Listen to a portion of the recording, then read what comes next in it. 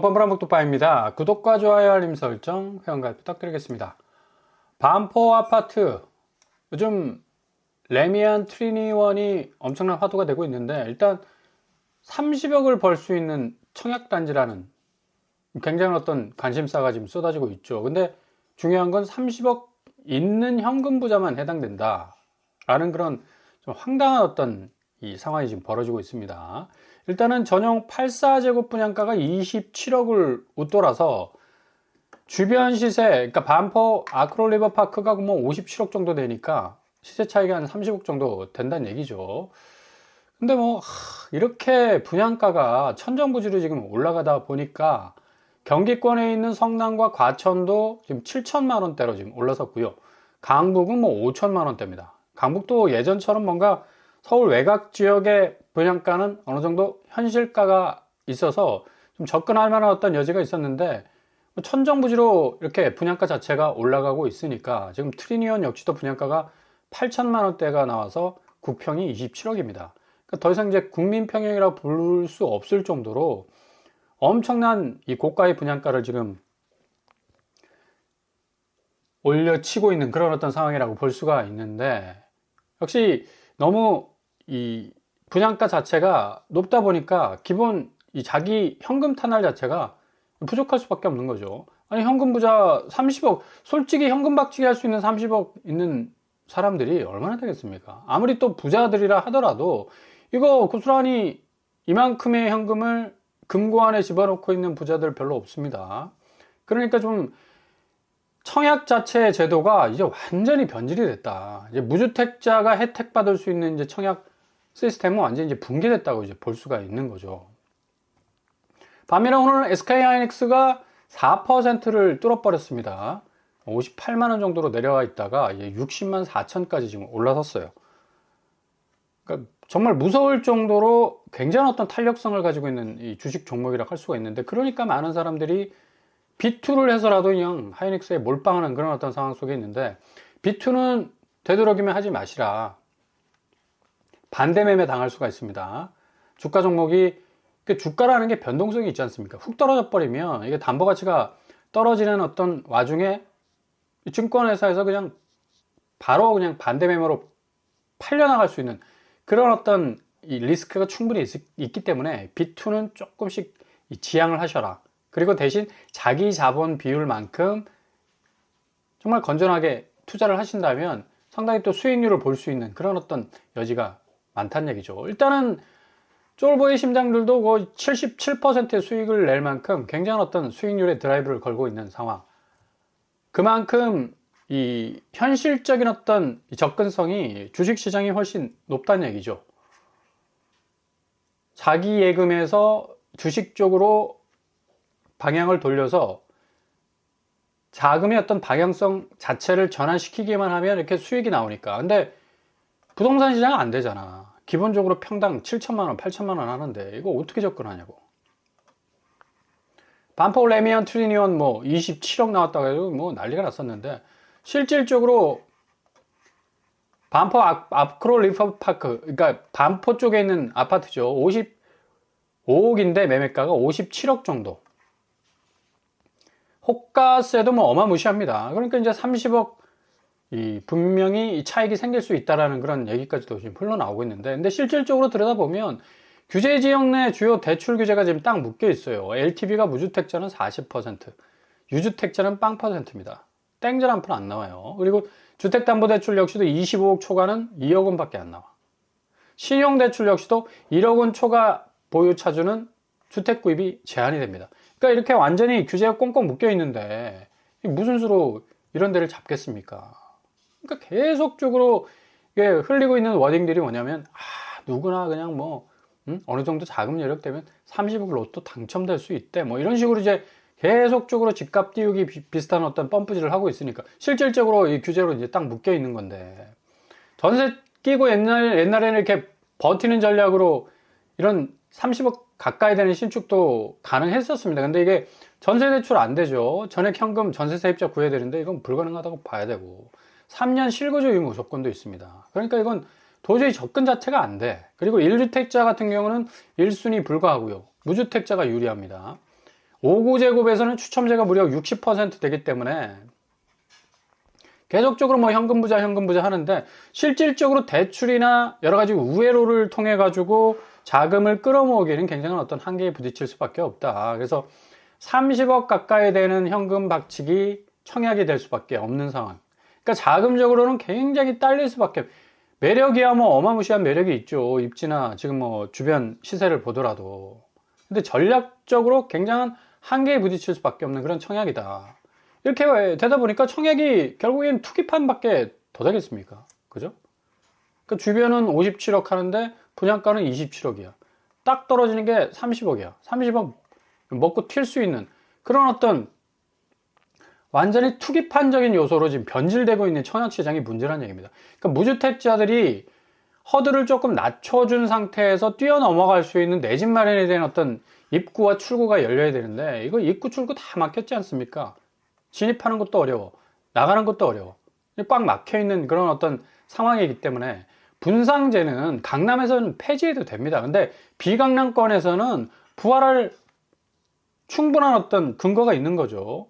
왜냐? 비강남권 아파트 값이 강남권을 계속 따라가고 있기 때문에. 그러니까 비강남권 아파트는 다 분상제로, 강남권은 분상제 폐지해도 돼요. 뭐 현금 여력이 있는 사람들만 하는 거니까.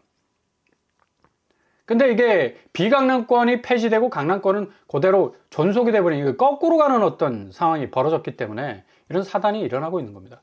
이렇게 되다 보니까 청약통장 무용론까지 나오면서 3년여 만에 225만 개가 지금 감소하는 그런 추세로 가고 있고요. 분양가가 뭐 4년 새에 62% 오르는데 어떻게 청약통장 들고 있겠습니까? 희망이 없는데. 뭐 규제지역에서 첫 청약이라고 하지만 서초, 분당 결국에 가서는 현금 부자 대결이다 라는 어떤 기승전 결론에 이르고 있다는 얘기죠. 서울 25개국, 경기도 12개 지역, 토호제로 묶여 있어서 현금 부자들도 실질적으로 진입하기 어려워. 지금 뭐 현금 부자 하는데 이분들이 뭐 무주택자로 계신 분들도 있겠지만 대부분 1주택자, 다주택자들이거든. 그러니까 실질적으로 규제로 묶여 있기 때문에 이분들도 진입할 수 있는 여지가 별로 없다는 얘기죠. 그러니까 뭐 겨우겨우 어떻게 해서든 연끌해 가지고 새 아파트 장만을 해도 지금 주택시장이 굉장히 지금 답보 상태입니다. 기존 주택 매각 지연되죠. 1주택자 같은 경우는 새로운 아파트 당첨돼서 입주를 해야 되는데 기존 주택이 안 팔려. 왜? 사줄 사람이 없어. 너무 올랐기 때문에. 그리고 잔금 대출 및 세입자 확보 어렵죠. 이제 현금 박치기 할 수 있는 세입자를 구해야 됩니다. 이거 뭐 현실적으로 불가능한 거 아닙니까? 분양권 뭐 매도 지연. 앞으로 집값이 어떻게 될지 모르고, 그리고 그동안 올랐던 분양가 자체가 너무나도 뭐 올라치기를 했었으니까 현실적으로 다가갈 수 있는 어떤 이 허들이 너무 높은 거라. 그러니까 지금 1주택 청약 당첨자들 뭐 비명소리 나올 수밖에 없는 거고요. 2022년도 기사인데 1억 내려도 안 팔립니다. 지금 이런 상황이 고스란히 2025년도에도 전개가 되고 있다. 결국에 가서는 얼죽신이라는 말은 정말 호랑이 담배 피던 시절에나 들을 수 있는 그런 정말 시절을 훅 뛰어넘는 그런 어떤 얘기로 들릴 수밖에 없는 거고요. 자, 이렇게 되다 보니까 신축 부분은 좀 스탑을 하셔야 되고요. 막무가내로 새 집을 사야겠다라는 건 어떻게 보면 자기 인생 맷돌 갈 수 있는 모든 어떤 자금의 흐름들을 그 집 하나에만 매달려 가지고 그냥 다 갈아내야 되니까 얼마나 고통스럽습니까? 삶의 질이 막 훅 떨어지고, 삶의 질을 높이려고 집을 사는 거 아닙니까? 근데 그 집 때문에 삶의 질이 뚝 떨어져. 말이 안 되죠. 그러니까 구축을 좀 노리시라. 지금 강동구도 10월 17일 거래가 6억 1천만 원, 명일사만. 실질적으로 계속 오른다 시그널을 주고 있지만 실거래가 상에서는 굉장한 어떤 하락세를 급매 상황에서는 벌어지고 있다. 강동구 올림픽파크 포레온이 지난주에 4억 떨어지는 그런 어떤 모습 보이고 있지 않습니까?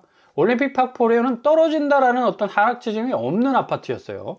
계속적으로 오르고 결국 헬리오시티를 밟고 더 올라갈 것이다라는 전망이 있었는데 4억 떨어지고 있지 않습니까? 강서구 쪽도 우장산 아이파크 역시도 4억 5천 31% 지금 빠지고 있습니다. 관악구 힐스테이트 역시도 3억 3천 13억에서 이제 10억인데 여기 10억 수준도 이제 깨질 가능성이 어느 때보다도 높다. 광진구 이스트폴 뭐 분양한 지 얼마 안 된 아주 뭐 삐까뻔쩍한 아파트 아니었습니까? 여기 거의 이제 40억까지 갈 수 있을 거다라는 전망이 나왔는데 웬걸 지금 22억으로 떨어졌어요. 4억 5천 하락했습니다. 22억, 20억대 깨질 가능성은 어느 때보다도 높다. 노원구 역시도 마찬가지고요. 노원구는 집값이 그렇게 많이 오르지 않았음에도 불구하고 토호제로 딱 묶이는 바람에 집주인들이 굉장히 억울한 마음이 많을 겁니다. 그럼에도 불구하고 지금 21평이 7억에서 지금 3억대 반토막 나고 있습니다. 50% 지금 넘어서고 있죠. 3억 7천 정도 하락하고 있어요. 동대문구 청량리역 롯데캐슬 스카이 역시 여기도 10월 14일 거래가 4억 3천 하락.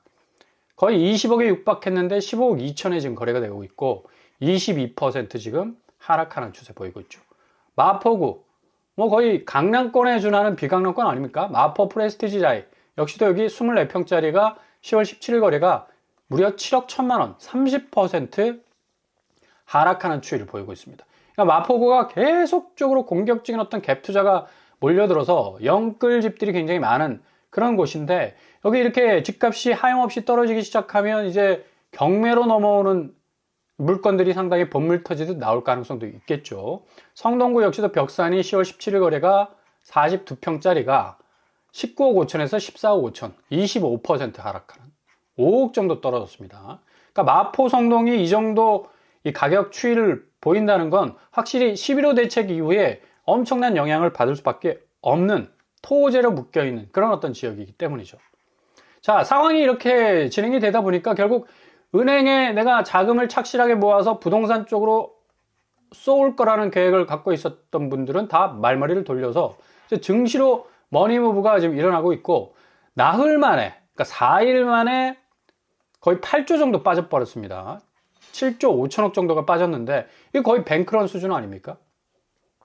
은행의 건전성 자체가 위태위태해가지고 자금을 일시에 빼는 뱅크런도 있지만 이런 식으로 머니무브 현상 예금 자체 금리가 너무 낮기 때문에 그냥 원화 가치가 지금 떨어지고 있는 그런 어떤 와중에 있지만 그걸 또 은행에 파킹 시켜두면 더 떨어질 수 있다. 그래서 아예 쓰레기가 되는 돈 원치 않는다. 증시로 돌리자. 말머리를 돌려가지고 은행에서 나흘 만에 7조 5천억 정도를 뺐다는 얘기입니다. 그러니까 뭐 완전한 뱅크런이죠.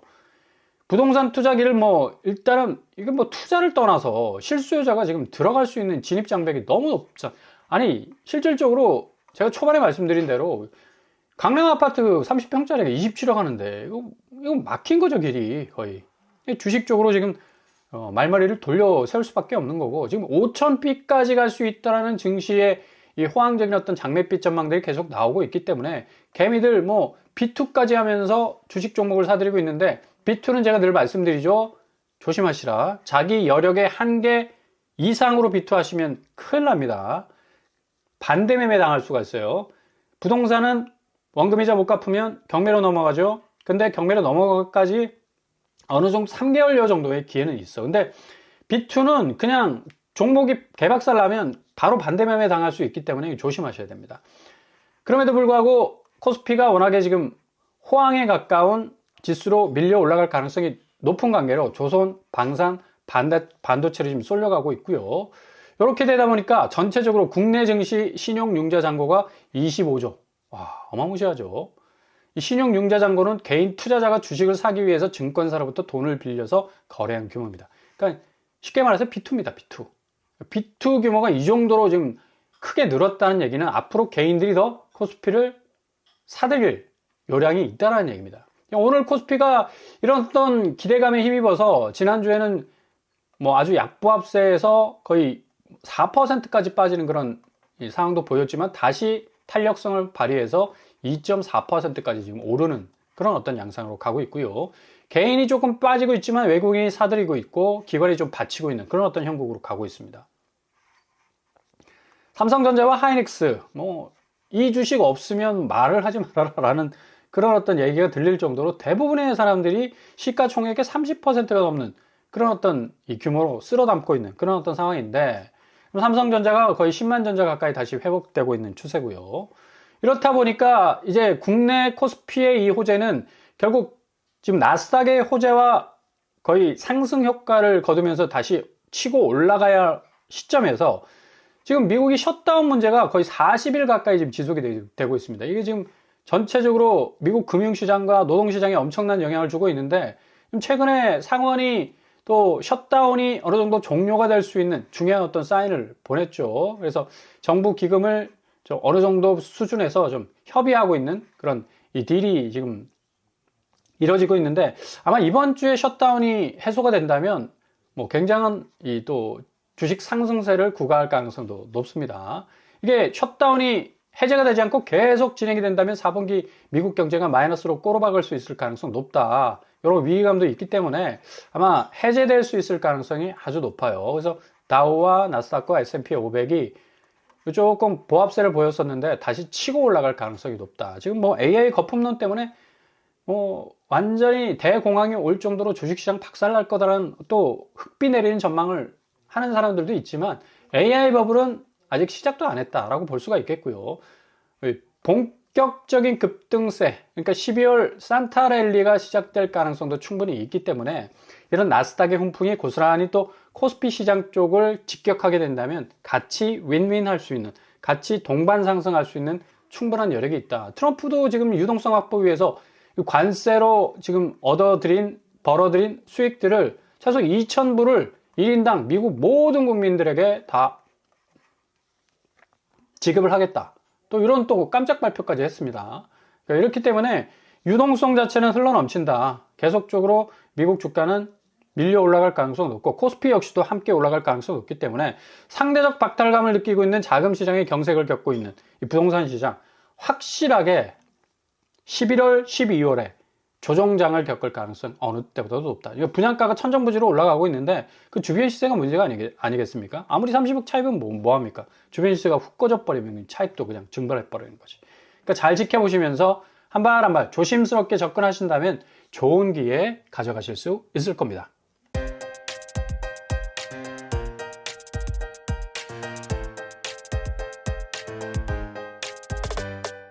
부동산 캐리커처.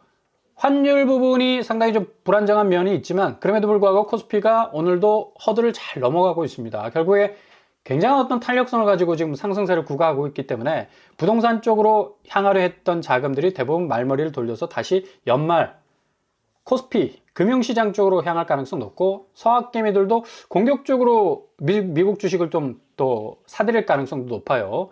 동반 상승세가 예상이 되면서 상당히 금융시장 쪽은 대지형도의 변화, 그리고 반대적으로 자금 사정이 안 좋은 부동산 시장은 상당한 거래량 감소와 거래가 위축이라는 엄청난 조정장을 맞게 될 겁니다.